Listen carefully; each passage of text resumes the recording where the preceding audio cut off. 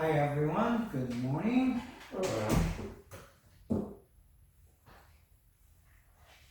And we will continue our lesson on biblical exegesis. Another word, the interpretation of Bible. This is class number 6, and we have been talking about what the biblical exegesis is.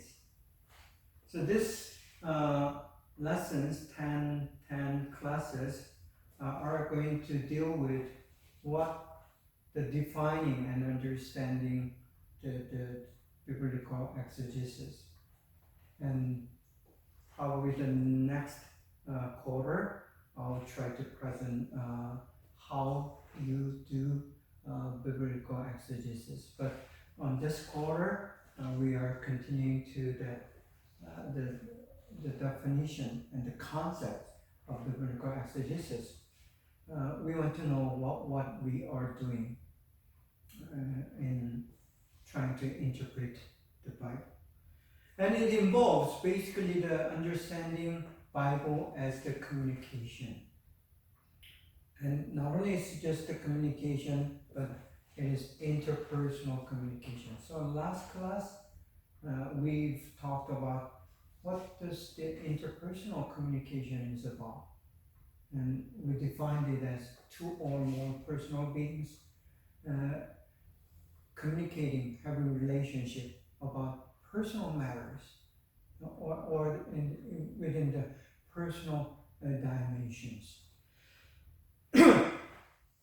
So we use the word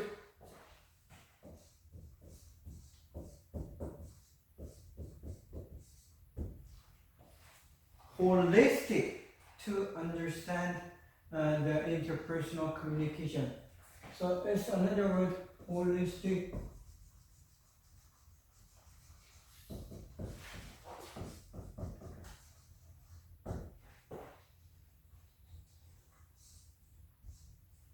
The Bible is having holistic communication. It involves your emotions, your thoughts, your decisions, your guilt, your problems, your issues, and your inner heart, your desire, your motive. These are involved. So if someone tries look into you, searches your heart, that would be scary. Right? People usually try to hide their intentions, their motivations, and try to look nice to others. And that's sometimes being called as being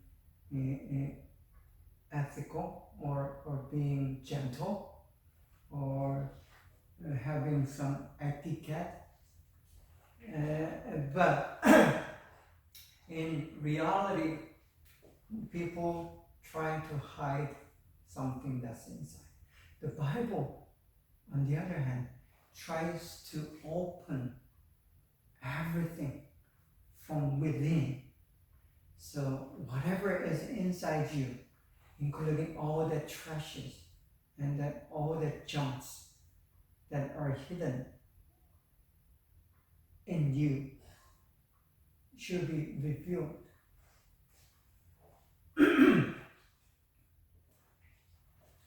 And that's what the holistic communication is about. And when you try to interpret the Bible, the way you do it properly is to be holistic about approaching the Bible. So as you read and try to understand the meaning and the message of the Bible, what we're trying to do is having that holistic or interpersonal communication with God. Very personal, you and God and only. No one else is involved. Later you try to share what you have learned with others in the small groups or through the preaching if you are pastor. But to do so, this biblical exegesis, another way to interpret Bible, interpretation of Bible, is key. That personal interaction with the text that is given in the name of Bible, as the Bible, and that is key to having that holistic communication. So we've been discussing there's something about this text and the functions of text. So last class, at the end of last class, we have discussed that the function of the text, not the text of the Bible, but generally speaking, any text, the written text that are around us, many books, many materials that you read, they are to record what has happened. And I told you that the Bible records the context of everything that has gone. Not only the certain behavior of a person or words of God, but it includes the whole context of why God has given that words to the particular people, and how these people reacted to the word of God. That's the context that we are looking at through the text. Again, so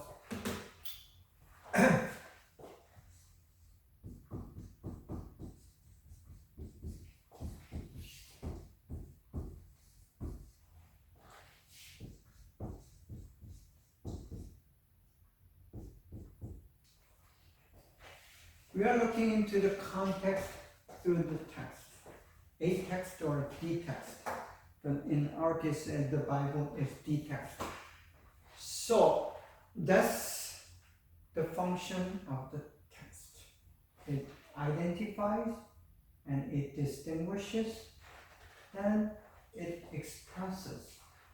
So any text that you're reading, whether it's a newspaper or the storybook, you are going to see that these functions. So if you're reading a novel or a storybook or the philosophy book, the author is expressing his or her ideas, thoughts. So the function of text is to express. Why do you do the writings? You want to express who you are, what your thoughts are, what your ideas are, what your feelings are. So love letters, for example, it expresses how your heart is feeling about a certain person who receives your love letter, right? So that's the function of the text. Without the text, you may not be able to, you have to express face to face, but sometimes the text works better in expressing your thoughts. It can kind of condense your idea and your thoughts, and it delivers in very different ways. So thus, by doing the expression and recording and identifying and distinguishing or differentiating, you basically communicate. So text, the major function of the text is to record and to communicate with all these other different functions. But the major function of the text is to record and to communicate. Then, once the communication is also another function of text is to broadcast. So communication may happen between A and B. So that's basically most communication model. But this model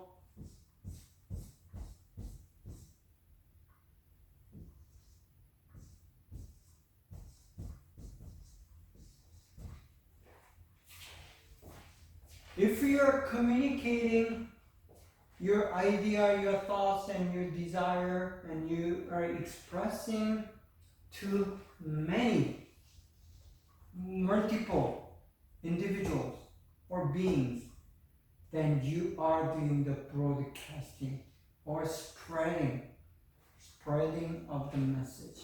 So what does text do? If you have one print, you can only probably speak to person B. But you are having the multiple copies of your letters or your books, then you are spreading that message to many. It's broadcast. So what the Bible does, the biblical text, it is designed to broadcast the message of God to many. When a prophet speaks, for example, in the Old Testament prophet, for example, Isaiah, he spoke. And that ends there. Only people who are sitting there, they listen. And fortunately, they had good memories. They memorized, put into rhythm and melody, into songs, and they repeat it, and they memorize it. And they sing that song with others. In that way, they did broadcast. But it is still limited. But when that you put into the text and you make copies of those texts, and then you can broadcast to more people. So what the text does here is to spread the message, to broadcast the message. Today, television and radio, they broadcast to millions at the same time. As long as you have a device to receive the broadcasting, you don't need a television today. You can use the smartphones act as radio and television at the same time. But so that means everyone has the way to receive the text and the message. But in the old days, they did not have this luxury of electronic devices. So they have to make written copies, the text after text. And then it was rare. And so the broadcasting was limited to few people. Now, before the device called smartphones or computers or internet, we had something called books. And the books were limited commodity. The paper was expensive in ancient days, right?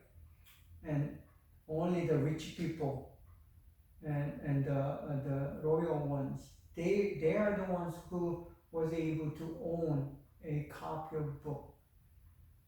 See, the price of a book in the old days is like a price of cars today.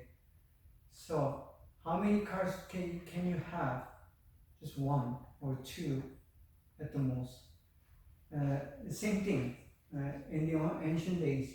Even the rich people, the royals and the royalties, and those high class people, they owned just several books.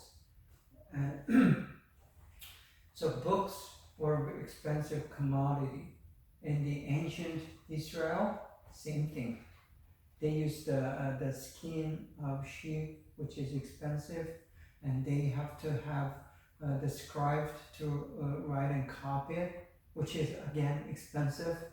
So books were expensive until they invented this printing, and they invented a cheaper way of making papers. So when papers became cheap and the printing, you could print without handwriting, hand copying, and then they were able to broadcast to many. That's how the gospel has spread. So in the history, because of this Bible, the printing was invented in Europe by Gutenberg to print the Bible. That's why the printing was developed, and then those the segmented letter printing was invented by Gutenberg.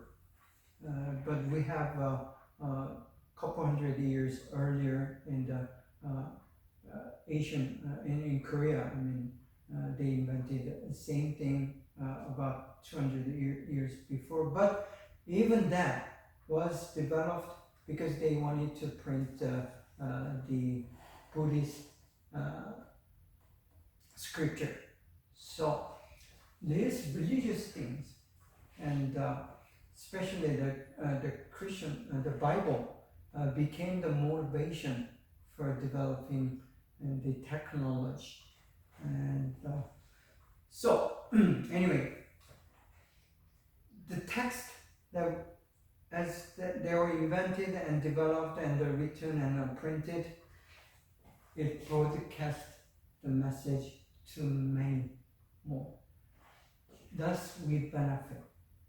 And God used human inventions, human intelligence, and human skills, the technology to spread His word. And so that's function of the text. Here are some other examples of the text, and these are important as you try to understand the text. Text is not only limited to the written letters, written language, but spoken language is also considered text in a broad sense.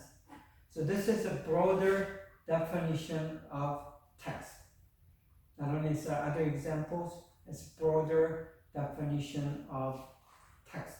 So the word text can be used in other than the written letters, written language.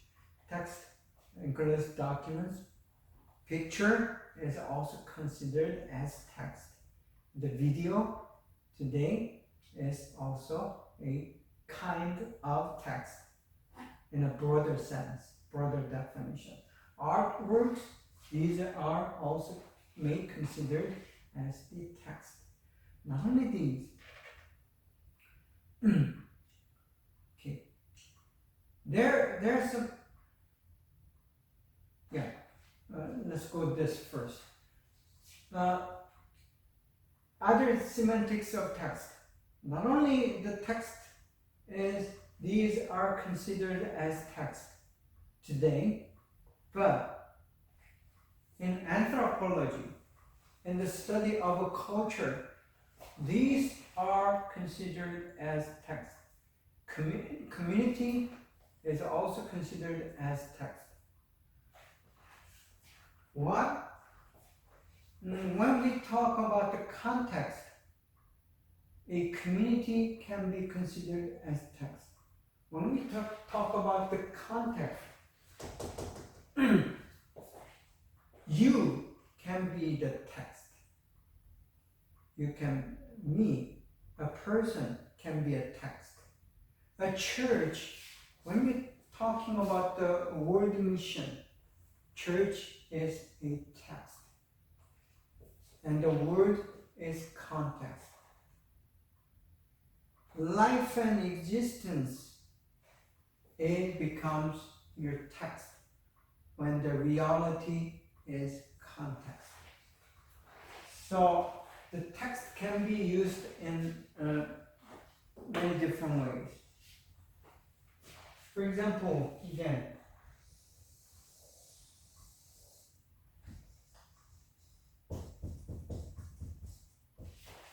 This is the reality that we live in. Reality is current, so it's present now, and it is also real. It happens right now. So the happenings that are around you now is reality.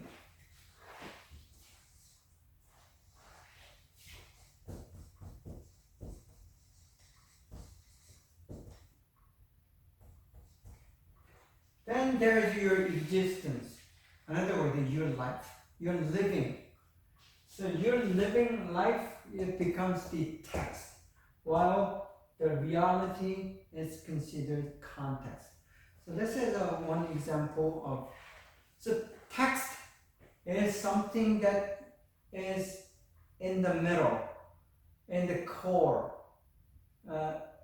compared to the context that is surrounding the text. So as you perceive, this is a very anthropological way of looking to the your world. It's a way to conceptualize. So text and the context, these concepts are very important.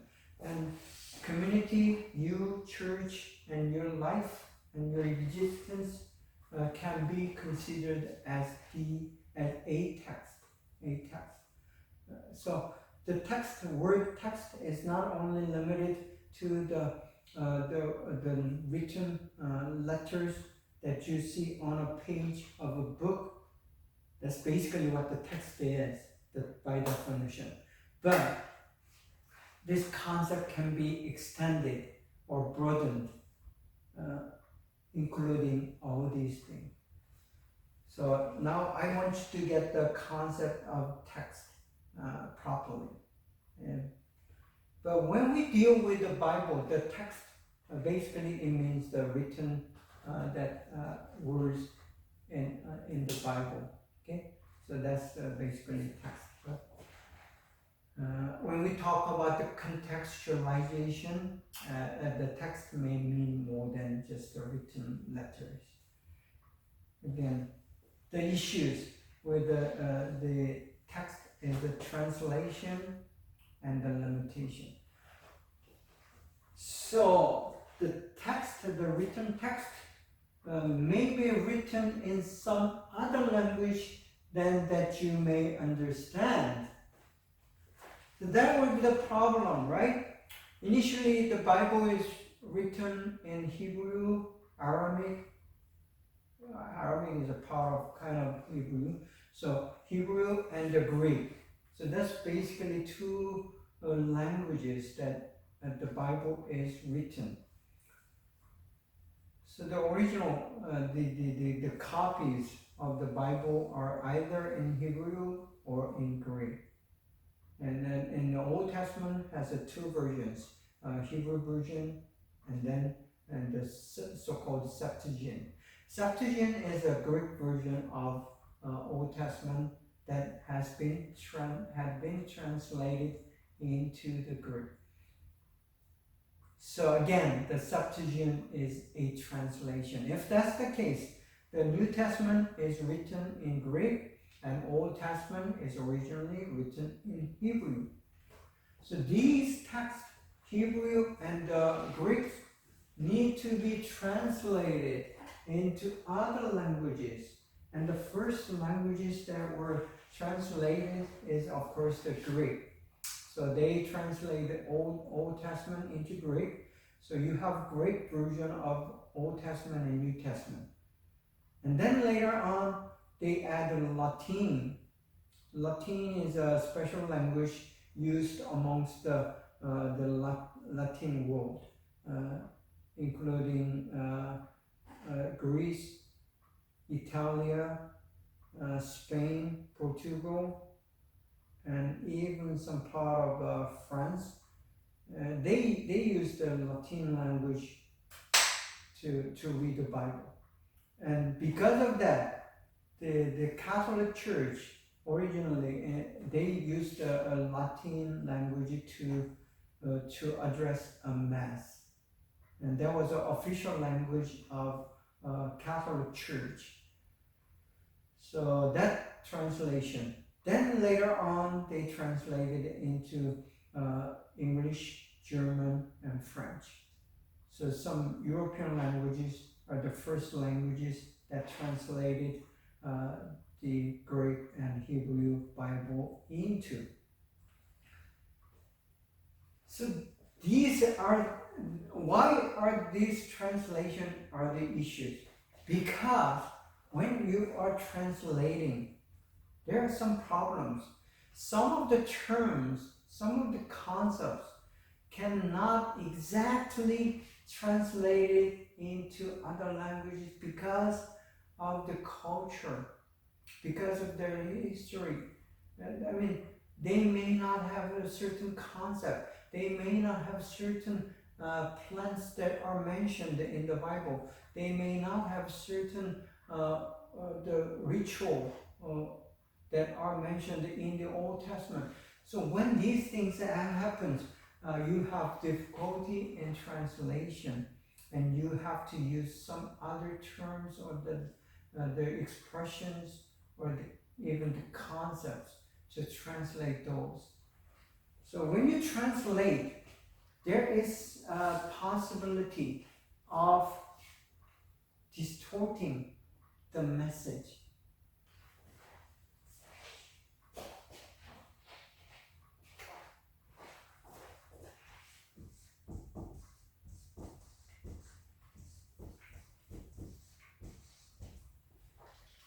Distortion is a big issue. It's a trouble issue when you do the translation. If you distort the meaning and the message, then it's not a good translation. But fortunately, all the biblical translators do their best. Their best not to distort the message and the meaning. So that is a key to doing your interpretation as well. So biblical exegesis, when you do it, you are not trying to distort the message or the meaning of the Bible. So in some sense, the interpretation, translation is a way of interpretation, right?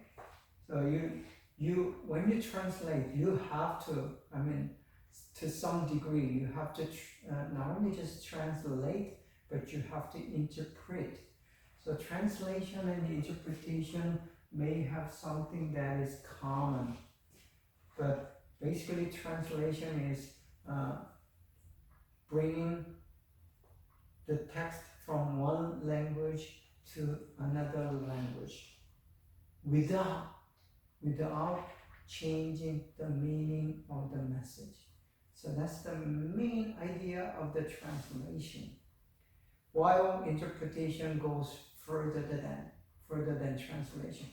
The translation is very objective process, objective task, while interpretation may become a very personal task.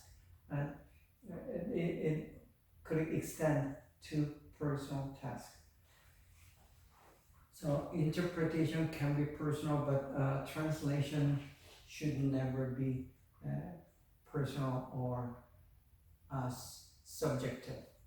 It has to be objective, and it has to be very common and within the common sense. So that's a translation, and it does have issues of possibility of distortion. And the limitation of the text is limited. Text only can record just to the limited.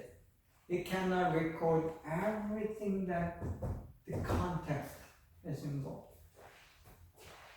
So in the best of the author's intention of the Bible, they had recorded the things they think as the key and the important, and which is the essential.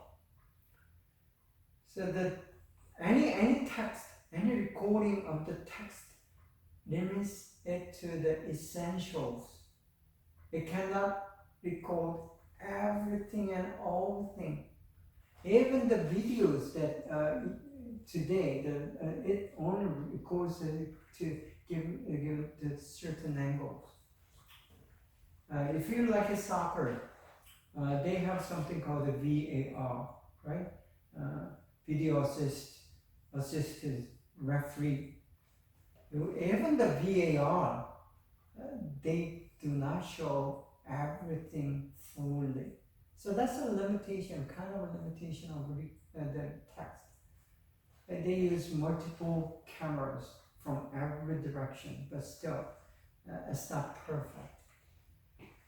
So that's the limitation of the text that we are using. But we assume the Bible has recorded with the text all the essentials that we need to know. We need to know. Even though God has not recorded everything that had happened, even though the text is limited, it does record or writes everything that is essential. That is how we approach the Bible as we try to interpret. And that's kind of, I think that's the difference between the Bible scholars. Among the Bible scholars, there are those who try to deny or devalue the message of Bible. And there are those who try to find with a genuine heart, the message of the Bible. So there are two different groups basically, and you may fall into one of them. But biblical exegesis are those, if you are trying to do biblical exegesis, you are the ones who are genuinely considering the Bible as the message of God. So that's kind of attitude that we need to exhibit as we deal with the message of God, so-called the Bible. Now we come to understanding the context. Context is, again, as much as text may have a very different semantics and the concepts and the definitions, same thing with the context. So it is important to, okay, definition of context in anthropology. Anthropology is study of culture, study of human behavior, human culture. So basically, anthropology deals with the human context. And in this anthropological definition of context, it involves the reality. See here, this reality that we live in. And it also includes that existence as well. That can be the context. Well, if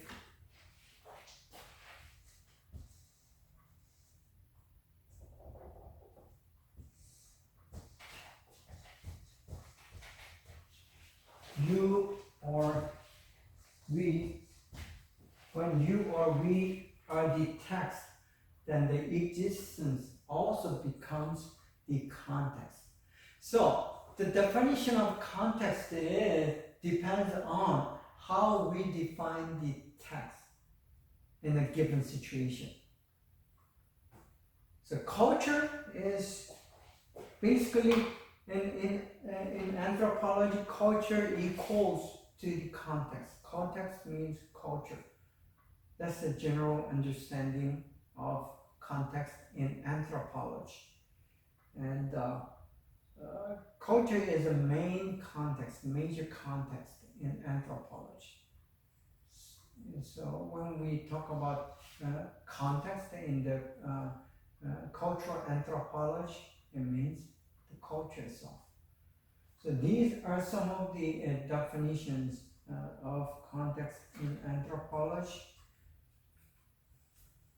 Okay, so we begin with the reality as a context or the context. So what does the reality involve?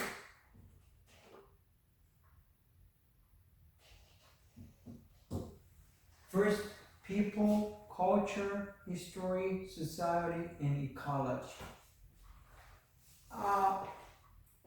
There are some other elements, but these elements covers the understanding of context. So when we talk about the contextualization, as we've discussed at the beginning in the last class, when we say contextualization, it means you're going back to that given context in the Bible and try to understand these things. So the people in that time, the culture in that given place and time, and then history at the given situation of the Bible.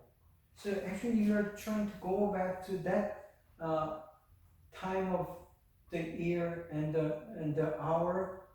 Then in the given time of the year, it does not happen by itself, but it has a long history to come to the given situation. For example, there are the 10 plagues recorded that were given to Egyptian people as a result of them not giving permission for Jews to leave the country. So Pharaoh and the Egyptian people wanted to keep the Jews as their slaves because they are good slaves. I mean, they do all the dirty works and they do all the hard works for you. And who wants them to go? So they hold them and they break promises after promise, and each time God just gives this plagues, 10 different plagues to these people. So when you're dealing with this, each plague, you have this history of 400 years. Out of those 400 years, major part of letter of those history, 200 plus years, they have been slaves to Egyptian people. So you need to know, you have that background of history of slavery as you come into that particular text of situation where they are trying to leave and to be freed from this Egyptian oppression. So that's kind of a historical context that we are talking about as we use the biblical exegesis. Another example, the Jesus Christ in the gospel. You gotta know, they've been under the Roman Empire as a colony of Roman power. The Roman Empire colonized this Palestine and then Jewish settlement for many years now. And the people are expecting the political Messiah. They're expecting to be freed by this Messiah, that's this hero, Jewish hero, coming amongst themselves and rising against the Roman Empire and destroying that big power with the help of God, the mighty God, and this militant figure, the political leader. They were expecting that kind of Messiah when Jesus was just a 30-year-old young man from the land of Galilee, which is not such a good town, the Israeli people.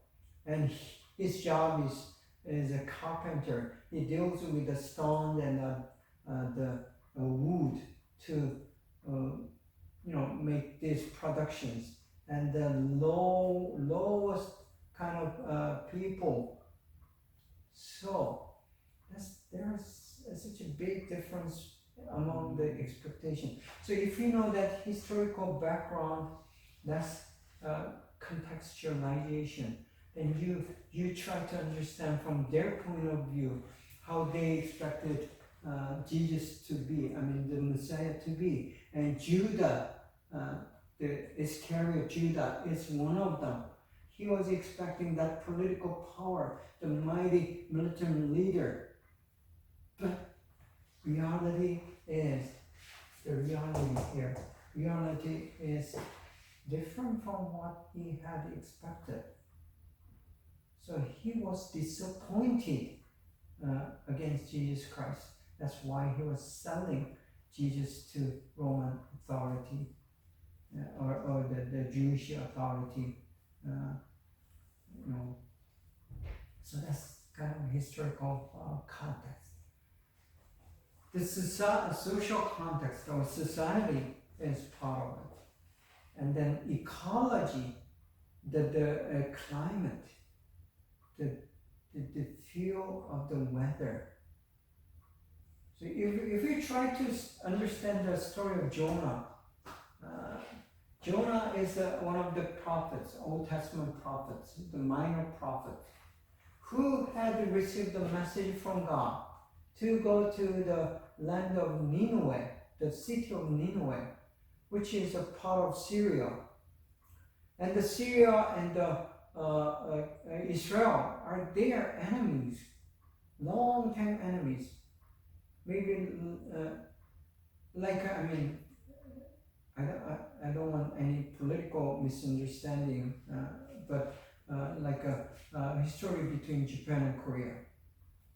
If you're Korean and Japanese, you know what I'm talking. Between German and England, German and France, they are neighbors, but they are not. They have their history. So it's like them. So this Jonah, he doesn't want to go there because what God told to Jonah was go to people of Nineveh. He would have understood if God told Jonah to go to people of Israel and tell them to repent, then maybe understood.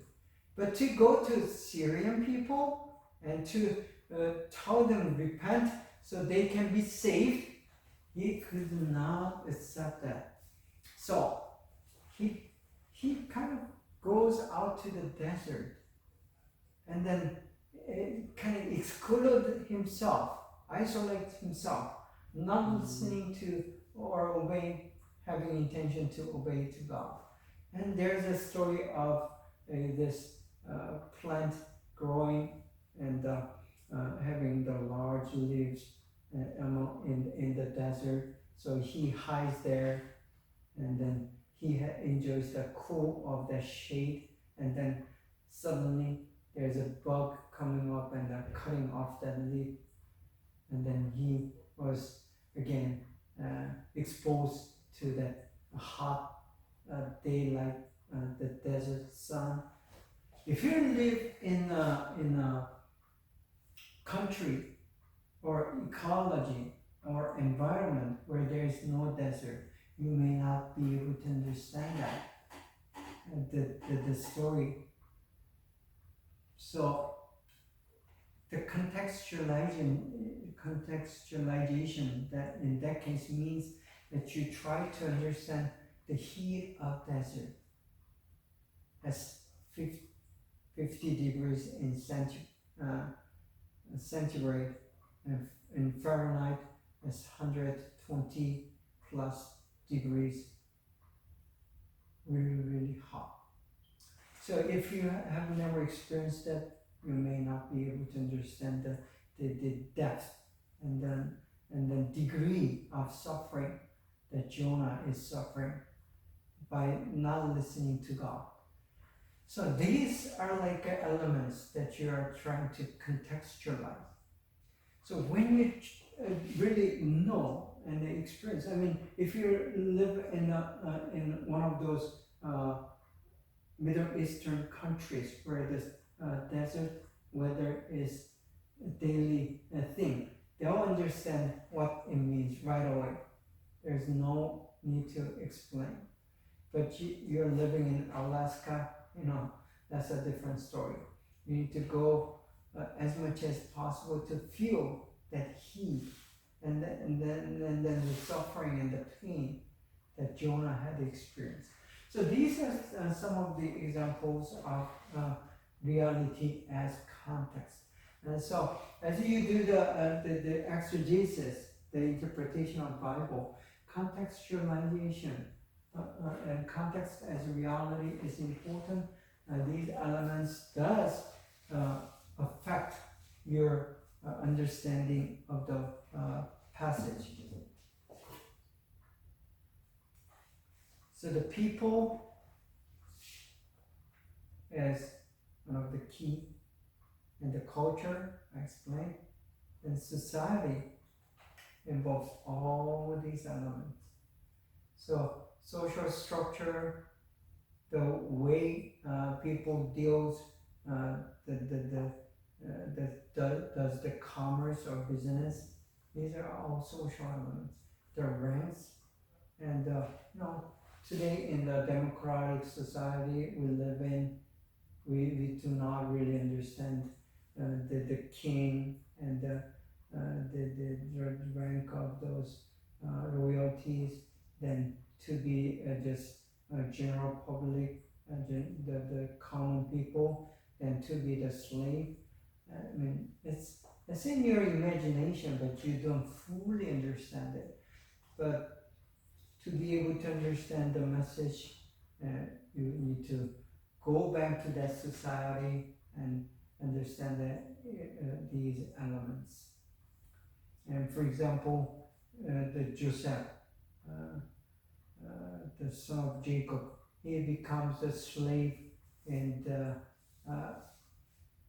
Egypt, and he becomes a slave of Bonaparte, who is the captain of royal guard. So captain of royal guard is like guards, today's guards for the president, right? So pretty similar. But being slave is a different thing. You never been to slavery, and you may not understand what the gratitude, I mean the gravity of being a slave feels like. So these things, society and the history we talked about, ecology, and these becomes the elements. Okay, then existence. We talk about that existence as context. So human existence within that reality called the people, history, society, and the culture and the ecology. Within that, there is something called the existence. Your existence becomes the context when you are trying to do the exegesis. You're coming from your time to their time. You're coming from your place to their place, and that their existence is different from your existence that you're experiencing today. And those existence includes these things: politics, religion, economy, and education, health, media, sports, arts, and science, technology, race, ethnicity, and entertainment. So let's go into politics. Today in America, we are living in a democratic society where each individual's right is respected, valued, and protected. But in the biblical times, that's not so. That's totally different political context. So their existence, their understanding of politics different. When they speak of king, a king is a big thing. But the same word king is different. Abraham is a king in some sense. And he was the leader of certain tribe. So he's a tribal king. Then King David and King Saul did this as a different scale. They are national king. They are king of a nation, a much bigger tribe. They had 12 tribes. While Abram is just one minor tribe, this tribe is at least several million people. They are ruling. So that's a different scale of king. And the King Solomon is much bigger nation than that of King David. So even though we talk about those kings, which is quite different from what we know as a president today, even those kings have different scales and a different political power.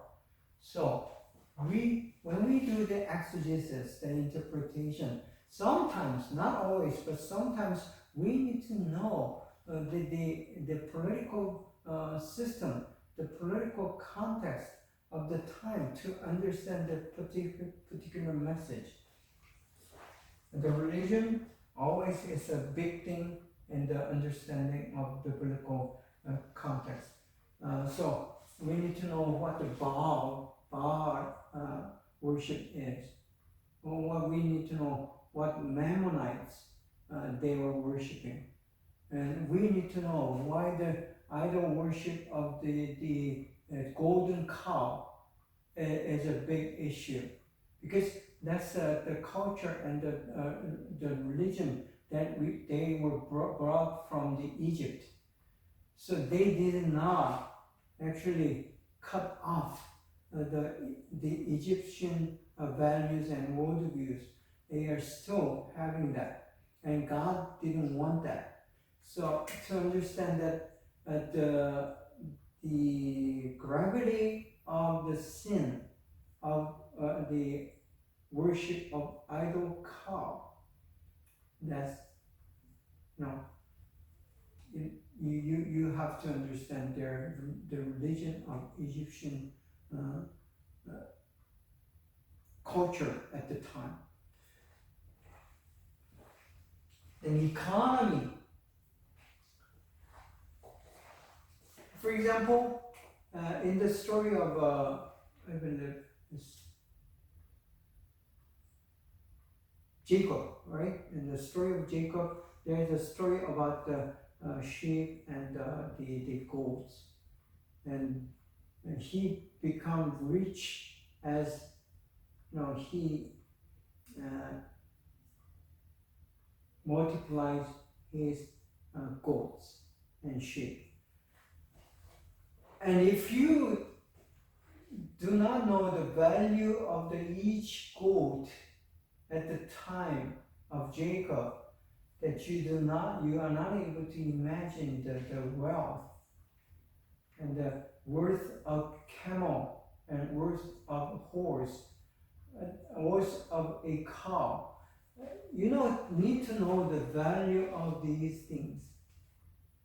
And in the New Testament, in the Gospel, they have different values for each coin. There's a silver coin and gold coin, and there is also Roman coin and the coins used amongst the Jews. So we need to know this economy as well to better understand the message. So value of denarium comparative value of Rakuten. These are the value of each coins at the time, and we need to know that. So these are the example of contextualization, and so existence as context when we deal with the economy. The education, for example, the Saint Paul, the Apostle Paul, as written in the Bible, he was educated in the under the foot of commanding, and we need to understand the education system. What does it mean to be under the foot of some teacher? And this teacher mentioned in the New Testament, he is one of the best teachers known at the time. So we could say, in today's value, Paul, the Apostle Paul, has an educational background as a probably postdoc, not just a PhD, and he goes beyond the PhD. So he was well educated, which means he was in the wealthy and very religious prestige class of people at the time. And then he also had a Roman citizenship as well as a Jewish, pure Jewish breed. Understanding education of Paul helps us to understand the context better and the message better. So education becomes a good part of health, media, and the sports. These are not really involved, but sports. In the New Testament, there are the mentions of the ancient Olympics. So if you have some more knowledge about the ancient Olympic, you may be able to understand the 1st and 2nd Timothy better, because there are pictures of the athletic pursuing the medal, the olive crown. So what does the olive crown mean? I mean, it's only were given to the some of the winners in the early Olympics, modern Olympics today. But for ancient Olympics, that's a totally different thing, and it has more values. So you need to study the ancient sports to be able to fully contextualize the message. So when you read those things mentioned in the New Testament, that you want to associate the sports, the arena they played on, the Roman Empire, and then the Roman sports, we need to know those to better understand or to have a better interpretation of the text. So that's text, context through the text. See, as you read the text, you go to that contextualization. Arts are also very important key to the contextualization, because there are many mentions of artistic things in the Bible. For example, the priest in the Old Testament, the Deuteronomy and what else? Numbers. It mentions about how these the artifacts are made for the priest to wear, and it has all the artistic terms and descriptions that are written there. And also the mention of ark. Ark is a golden box that contained the scripture and Moses stuff and these things. And it has a very detailed artistic descriptions. And if you are not an expert of art, especially the ancient Jewish art, you will have no idea what they are talking about. So to better have better biblical exegesis, you have to also study some ancient Jewish art as well. So the exegesis is not just an interpretation of the text or study of text, but it goes beyond the text and go to their understanding of the context, the existence, and the way they did art. And it helps you to better understand the text.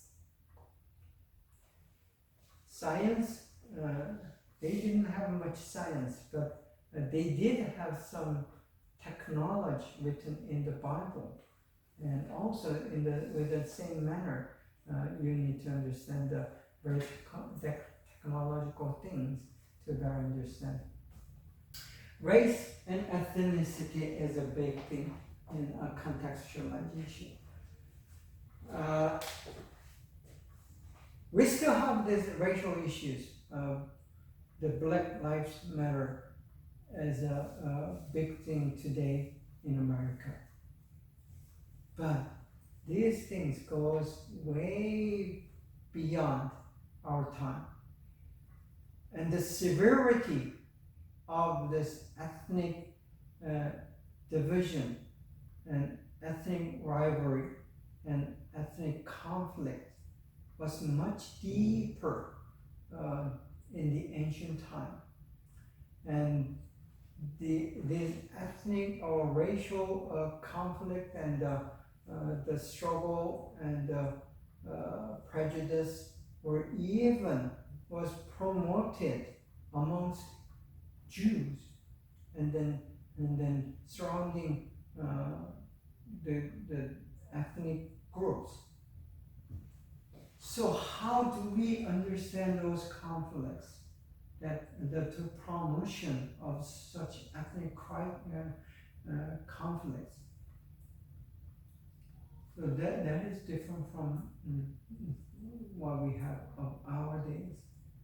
And it is important to go back to the origin of ethnicity, the race, and the God choosing the Hebrews, Jews as the chosen people. All these ideas are key to understanding the message. And some people have very twisted idea about these ethnic issues in the Bible. As their existence. Ethnic difference, Jews and non-Jews, Jews and Gentiles, it was a big thing to the Old Testament messages, Old Testament recordings. And we need to have some ideas and a better understanding about it. And unless you study Bible and then related materials, you will not come with a balanced view about ethnicity. The entertainment is also part of the existence as context. And see, there are some good examples of entertainment of ancient time. Storytelling was one of them. You may not understand why sitting and listening to someone else's story is a big thing at the time of Jesus, and even go beyond that in the time of Moses and time of Abraham. I mean, they did not have any other entertainment other than music, dance, and storytelling. See, these are the major entertainments. And the storytelling is key, very critical to understanding of biblical messages. Because, see, the Bible, before it becomes a written script, written text, it was always has been the storytelling. And those storytellers tried their best to memorize each story without distortion. See, distortion. So the exact memorization of the text in verbal text, in that case, not the written text, but verbal text was key to these storytellers. So, and it became the form of entertainment, and children enjoyed sitting and listening to these biblical stories, ancient stories of their ancestors as they were crossing that the Red Sea, and then they having that victory over Egyptian militant power, and how God destroyed this Egyptian army. These stories, as they listen, it becomes a very vivid picture. They use their own imagination to picture this in their thoughts. So this kind of interesting, I mean, we are provided with the visual elements as we watch movie and as we watch TV dramas. Sometimes it's great, it's better, but not better in sense of developing your imagination and truly getting into that message itself.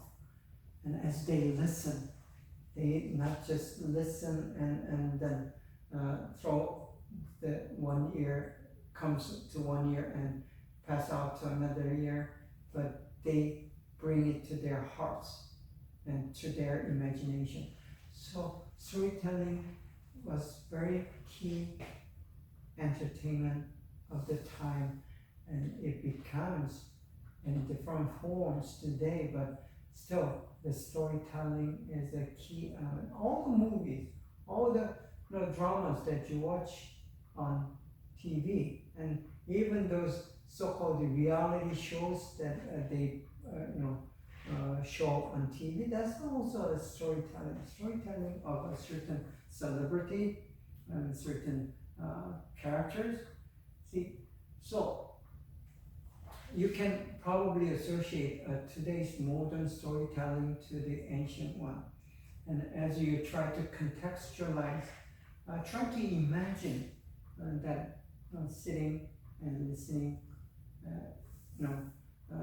during the night around the fire, at the barn fire, trying to, it's the same picture with Jesus Christ. Jesus Christ does this storytelling. It's a way of entertainment. It's a way of education. And if you don't, have the idea of how that happened, it's sometimes difficult to understand and interpret that message that's given in the Bible. So the existence. Now, culture as context. This is the main thing when we do the anthropology and when we do the exegesis. Most of the scholars focus on the culture as context. So when we talk about the contextualization, usually it means we going into the certain culture to understand that different culture, because their culture, the Jewish culture, Greek culture, Roman culture, is different from ours. not only is different from ours, but it's ancient culture.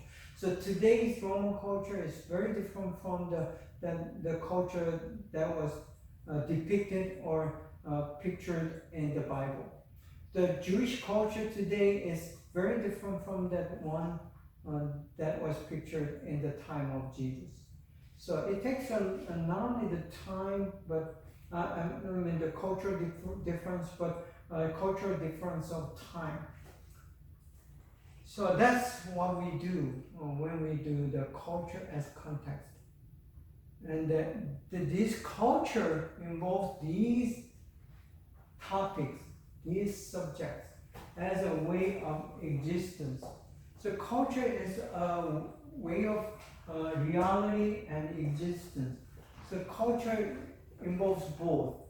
It's a reality that we come into as a person. So if you are born into Korea, you're getting into Korean reality.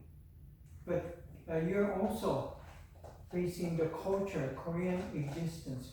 So that's culture and existence. I mean, the reality and existence together create as context of culture. So divinity and spirit.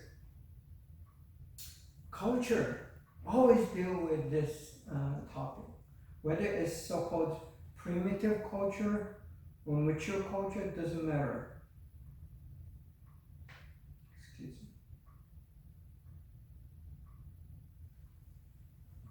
me.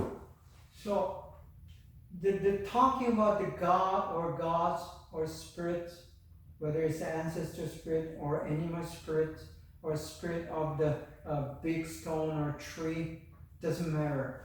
These things are major discussion in any culture.